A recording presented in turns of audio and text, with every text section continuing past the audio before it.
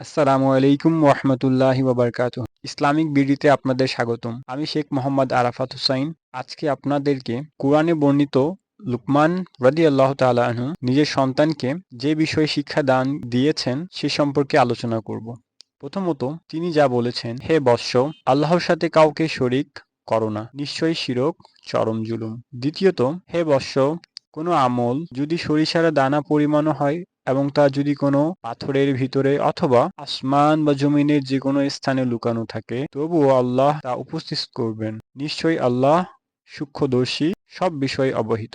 তৃতীয়, হে বৎস, সালাত কায়েম করো। চতুর্থ, সৎ কাজের আদেশ দাও এবং অসৎ কাজ থেকে নিষেধ করো। পঞ্চম, এবং তোমার উপর যে বিপদ আসে তাতে ধৈর্য ধারণ করো, নিশ্চয়ই এটা সাহসিকতার কাজ।